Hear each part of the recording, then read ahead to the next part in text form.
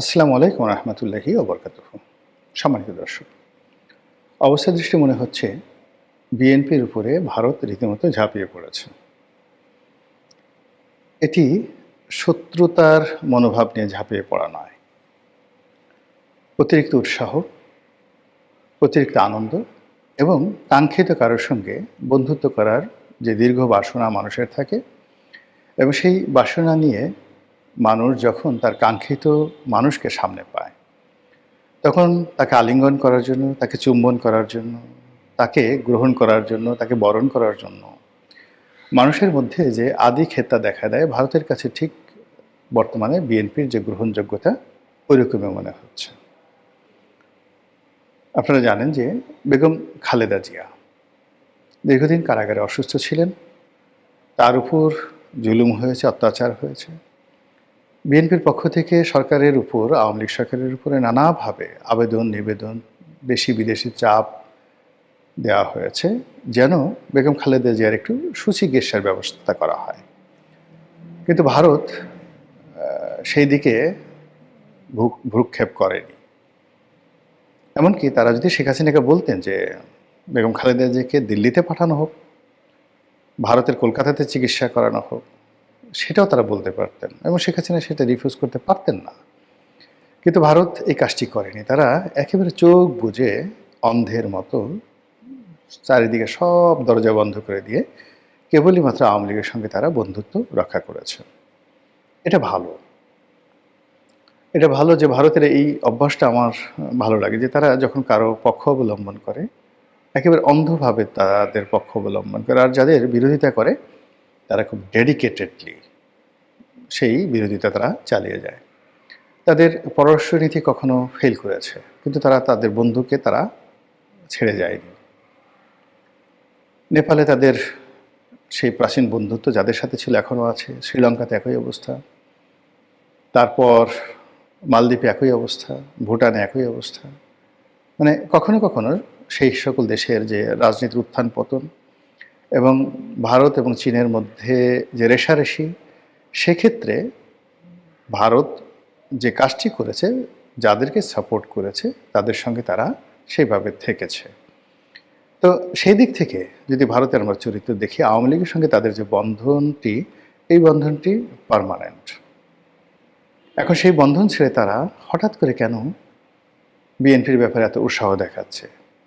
এটি কি আওয়ামী লীগকে ত্যাগ করে বিএনপিকে গ্রহণ করার, নাকি বিএনপিকে কনভিন্স করে তারপরে তার মাধ্যমে শেখ হাসিনাকে বাংলাদেশে প্রত্যাবর্তন করানো, তারপর আওয়ামী লীগের যে নিয়মতান্ত্রিক রাজনীতি, সেই রাজনীতিকে বৈধ করা এবং তাদেরকে সেই সুযোগ দেওয়া, এই কাজ করার জন্য কি তারা সেটা দেখাচ্ছে? নাকি গত 17টি মাসে তারা যেভাবে অপদস্থ হয়েছে, অপমানিত হয়েছে, লাঞ্ছিত হয়েছে ডক্টর মোহাম্মদ ইউনূস এবং তার সরকারের দ্বারা, যেভাবে ইসলামী ছাত্র শিবির থেকে শুরু করে প্যারিসে বসে বিএনপি এবং যাকে বলে জামাত, এদের চাইতেও সোশ্যাল মিডিয়াতে যারা খুব বেশি অ্যাক্টিভ, এ সকল ইউটিউবাররা যেভাবে ভারত বিরোধী প্রচারণা চালিয়েছে এবং যার ফলে ভারতীয় পণ্য বর্জনের ডাক এসেছে বারবার। ভারতীয় যারা লোকজন তারা এই দেশে কখনোই তারা নিরাপদ বোধ করেনি এবং বারবার তারা তাদের ভিসা সেন্টার বন্ধ করে দিয়েছে। এবং ভারতীয় রাষ্ট্রদূত গত 15 বছর ধরে বাংলাদেশে যেভাবে তারা চলাফেরা করতেন, এই গত 17 মাসে বলতে গেলে রীতিমতো বিশ্রী অবস্থায় তাদেরকে ঘরে বসে থাকতে হয়েছে। তো এই অবস্থার পর যখন একটা নির্বাচন হলো, সেই নির্বাচনে বিএনপি সংখ্যাগরিষ্ঠতা পেল এবং জনাব তারেক রহমান সাহেব একটি উল্লেখযোগ্য চরিত্রে তিনি আবির্ভূত হলেন দৃশ্যপটে। তো সে কারণে কি তারা এই যে দীর্ঘ অপমান ডক্টর মোহাম্মদ ইউনূস সরকারের দ্বারা, এরপর জনগণের মধ্যে ভারত যে বিরোধিতা, তার সঙ্গে সঙ্গে অর্থনৈতিক কর্মকাণ্ডে তারা যে বিপর্যস্ত অবস্থার মধ্যে পড়েছে, যেভাবে ভারতের সঙ্গে ব্যবসা বাণিজ্য, যাতায়াত, ট্রানজিট প্রায় সব কিছুতে একটা স্থবিরতা নেমে আসছে। এটা কেবল যে আমাদের ক্ষতি হয়েছে তা নয়, ভারতেরও কিন্তু মারাত্মক ক্ষয়ক্ষতি হয়েছে। তো সেই জায়গাতে বের হওয়ার জন্য তারা কি তারেক রহমান সাহেবকে গ্রহণ করতে চাচ্ছেন, বা বিএনপিকে খুব বেশি মাত্রায় তারা প্রিভিলেজ দিচ্ছেন, এই বিষয়গুলো নিয়ে আলোচনা করব।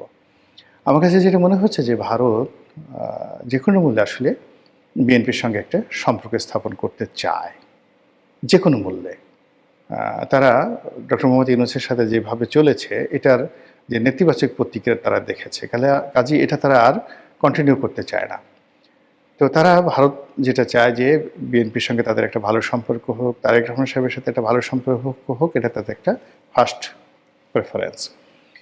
দ্বিতীয় প্রেফারেন্স হলো যে ভারত বাংলাদেশ সম্পর্কের মধ্যে শেখ হাসিনার জমানাতে যে বিষয়গুলো মীমাংসিত হয়েছিল, ট্রানজিট, অন্যান্য বিষয়গুলো, যে চুক্তিগুলো হয়েছিল এবং বিশাল ভারতীয় বিনিয়োগ, বিভিন্ন ক্ষেত্রে যে বিনিয়োগগুলো হয়েছিল, সেই বিনিয়োগগুলো যেন চলমান থাকে এবং অর্থনৈতিক কর্মকাণ্ড যেন আগের মতো থাকে, এই বিষয়গুলো তারা নতুন সরকারের সঙ্গে একটি সমঝোতায় আসতে চাচ্ছে। আর তৃতীয়ত হলো, সঙ্গতির কারণে তারা চাইবে যে বাংলাদেশে কোনো ইসলামিক শক্তি এখানে ক্ষমতায় না আসুক। তো যদি তারেক রহমান সাহেব এবং ভার্সেস জামাত, এই দুটো রাজনৈতিক শক্তি পরস্পরের সাথে প্রতিযোগিতা করতে থাকে, আওয়ামী লীগ যদি এখানে অনুপস্থিত থাকে, জাতীয় পার্টি তো ইন দি মিন টাইম নিজেদেরকে দুর্বল থেকে দুর্বলতর বানিয়ে এখন রীতিমতো মানে লাইলাতুল মানে কবরস্থান এই পর্যায়ে চলে গেছে, লাইলাতুল শ্মশান এই পর্যায়ে চলে গেছে, শ্মশানের রাত্রিতে চলে গেছে, কবরস্থানের রাত্রিতে, নিকোষ কালো কবরস্থানের রাত্রিতে চলে গেছে জাতীয় পার্টিতে। এবং আমি বুঝতে পারলাম না যে এইবার এত বিভক্তি, এত বিরূপ পরিস্থিতিতে জাতীয় পার্টির জনাব জি এম কাদের এবং তার যারা নেতৃবৃন্দ কেন এই ইলেকশনে গেলেন, কেন তাদের ইলেকশন করা দরকার, এই জিনিসটা আমি বুঝতে পারলাম না। এনিওয়ে, এখন জাতীয় পার্টির আবার নতুন করে দাঁড়ানো, আবার ঘুরে দাঁড়ানো, একত্র হওয়া, সব কিছু করা, it is very very tough, ভীষণ রকম টাফ। তো এনিওয়ে, যেটা বলছিলাম, তো সেই অবস্থাতে যেটা হচ্ছে যে দুটো রাজনৈতিক শক্তি, একটা হলো ইসলামিক শক্তি, আর একটা হলো মানে জাতীয়তাবাদী শক্তি। তো জাতীয়তাবাদী শক্তি মানে বিএনপির নেতৃত্বে যে সকল দল এখন তাদের সাথে আছে, এই জোট, যারা ধর্মের ব্যাপারে লিবারেল, গণতন্ত্রের ব্যাপারে যাদেরকে বলা হয় লিবারেল ডেমোক্রেটিক দল। আর এর অ্যাগেনস্টে জামাত, এনসিপি, 11 দল, তারা তো আছেই। তার সঙ্গে সঙ্গে যারা তাদেরকে ছেড়ে চলে গেছে, যেমন হেফাজত, তাবলিগ, তারপর চরমোনাই, অন্যান্য যে গ্রুপগুলো যারা একত্র হতে পারত বা হওয়ার চেষ্টা করেছিল এবং একবার তারা হয়েছিল, এই জোটটি খুব দ্রুত সিমেন্টেড হয়ে যাবে। উইদিন 2-3 মাসের মধ্যে সমস্ত ইসলামী শক্তিগুলো একত্র হবে এবং যে কোনো বিষয় নিয়ে তারা রাজপথে নামবে। এবং জনাব তারেক রহমান সাহেব যদি ভারতীয় সেই বন্ধুত্বের দিকে হাত বাড়ান, নরেন্দ্র মোদী বাংলাদেশে আসেন, বিশ্বাস করেন এই মামুনুল হক সাহেবরা আবার রাজপথে নামবেন, জামাত রাজপথে নামবে, এনসিপি রাজপথে নামবে, আবার এই মানে ডেলি স্টার, প্রথম আলো, এই সমস্ত পত্রিকা যাদেরকে পুরো ভারত বলা হয়, এদের প্রতি আবার আক্রমণ করার জন্য চেষ্টা করা হবে। এবং রাষ্ট্রশক্তি মানে রাতারাতি একটা ইলেকশনের মাধ্যমে নতুন সরকার ক্ষমতায় আসবে, কিন্তু ওই যে ব্যাকবন সোজা করে একটা বৃহৎ ইসলামী শক্তিকে দমন পীড়ন করার মতো অবস্থা হবে না। এবং এখানে মানে একটা ব্যালেন্স আছে, এই ব্যালেন্স, রাজনীতির যে ব্যালেন্স, সেই ব্যালেন্স আওয়ামী লীগ ছাড়া এই মুহূর্তে জামাতের জন্য রাজনীতি করাটা নিরাপদ নয়, আর আওয়ামী লীগ ছাড়া এই মুহূর্তে বিএনপির জন্য রাজনীতি করা নিরাপদ নয়। আর অন্যদিকে এরকম একটা অস্থির রাজনীতির যে পরিবেশ, তারপর একটা আনপ্রেডিক্টেবল অবস্থা, সেই আনপ্রেডিক্টেবল অবস্থার মধ্যে বিদেশি বিনিয়োগ করা, কূটনীতি করা, তারপরে দীর্ঘমেয়াদী একটি রাষ্ট্রের সঙ্গে আরেকটি রাষ্ট্রের সম্পর্ক স্থাপন করার ক্ষেত্রে নানা রকম বাধা এবং বিপত্তি রয়েছে। ভারত নিশ্চয়ই সেটা চাইবে না। তারা চাইবে যে যে যার শক্তি সামর্থ্য অনুযায়ী থাকুক, এবং এখানে কোনো একটি দল যদি একচেটিয়া ক্ষমতা অর্জন করে, তার ফলে যে ফ্যাসিজম তৈরি হয়, যে ডিক্টেটরশিপ তৈরি হয়, এটার ফলাফল কখনোই ভালো হয় না। এবং সর্বশেষ শেখ হাসিনাকে নিয়ে তারা যে বিপদে পড়েছে, এটি তারা 15 বছরে যে লাভ করেছে, তার চেয়ে এই গত 17 মাসে তারা যেভাবে অপমানিত, লাঞ্ছিত হয়েছে, এটা আগামীতে তারা হতে চাচ্ছে না। এইগুলো এক। 2 নম্বর হলো যে এখন যদি আওয়ামী লীগ না থাকে, একেবারে নিশ্চিত যে জামাত যেভাবে সংগঠিত হচ্ছে, তারা বিএনপিকে পূর্ণ মেয়াদে ক্ষমতায় থাকতে দেবে না।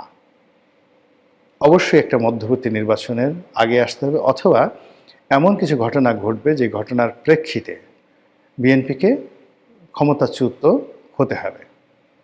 এবং সেক্ষেত্রে অনিবার্যভাবে যদি আওয়ামী লীগ রাজপথে না থাকে, জামাত ক্ষমতায় আসবে আসবে আসবে, কোনো সন্দেহ নাই। আর জামাত যদি ক্ষমতায় আসে, সে উইদিন 3 মান্থসের মধ্যে টোটাল রাজনীতির course of action say change করে ফেলবে, পুরো সে ইসলামাইজেশনে চলে যাবে।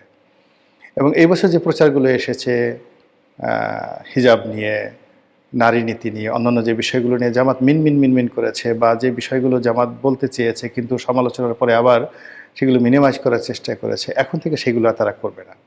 তারা যেটা বলবে, ইয়েস, আমরা যদি ক্ষমতায় আসি আমরা অবশ্যই সারিয়া আইন করব, আমরা যদি ক্ষমতায় আসি অবশ্যই সংখ্যাগরিষ্ঠ মুসলমান যারা রয়েছেন তাদেরকে পর্দা প্রথা পালন করতে হবে, যারা ভিন্ন ধর্ম হিন্দু রয়েছেন তারা তাদের ধর্ম মত অনুযায়ী চলবে, তাতে আমাদের কিছুই আসে যায় না।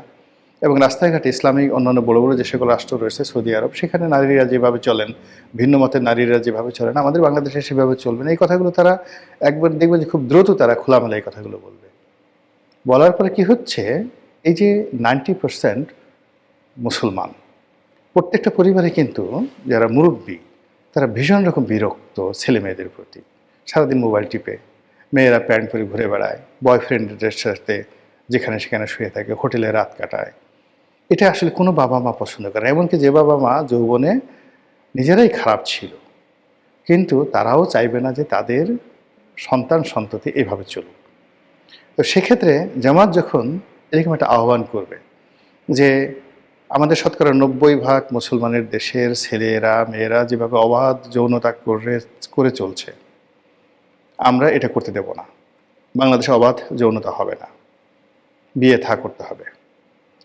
যেভাবে নেশা, মদ, গাঁজা চলছে, আমরা এর বিরুদ্ধে জিহাদ ঘোষণা করলাম। যারা মদ খাবে, জুয়া খেলবে, গাঁজা খাবে, তাদেরকে প্রকাশ্যে বেত্রাঘাত করা হবে। ইসলামে যেভাবে বিধান আছে ঠিক সেইভাবে করা হবে। বিশ্বাস করেন, সমস্ত বাবা মা সবাই পাগল হয়ে যাবে জামাতের জন্য, রীতিমতো পাগল হয়ে যাবে। এবং দেখেন যে এই আগামীতে যে সময়গুলো তারা পাবে, সেই সময়ের মধ্যে দেখবেন যে অনেক তরুণ যারা গাঁজা খেত, তারা এই জামাতের ভয়ে গাঁজা খাওয়া বন্ধ করে দেবে। অনেক দুর্নীতি যারা করতো তারা জামাতের ভয়ে দুর্নীতি করা বন্ধ করে দেবে। এই যে জামাতের যে 70টি আসন এনসিপি সহ, আপনি দেখবেন বিএনপির যে আসনগুলো, সেই আসনগুলোর চাইতে এই আসনের যারা সংসদ সদস্য তারা একটা উদাহরণ তৈরি করবেন। এবং সেই উদাহরণের ফলে কি হলো, ইসলামের প্রতি মানুষের আকর্ষণ বেড়ে যাবে, প্রবলভাবে বেড়ে যাবে। এরপরে জামাতের যে নেতৃবৃন্দ, এনসিপির যারা নেতৃবৃন্দ, যারা আপার হাউজে মেম্বার হবেন, তারা সেখানে ঘন্টার পর ঘন্টা কোরআন, হাদিস, ইজমা, মানে একটা ওয়াজের মাহফিল বানায় ফেলবেন আমাদের যে আপার হাউস, উচ্চকক্ষ সেখানে। এবং তাদের জামাতের লোকজন তারা ওইভাবে রিক্রুট করবে যারা ভালো বক্তা, অনলবর্ষী বক্তা, কোরআন জানে, হাদিস জানে, মহাভারত জানে। তো তার সাথে সাথে বিএনপির যারা লোকজন আছে তারা সেভাবে দিতে পারবে না। ফলে দিন যত যাবে, এইভাবে যত চলবে, জামাতের আধিপত্য বাড়তে থাকবে যদি আওয়ামী লীগ না থাকে।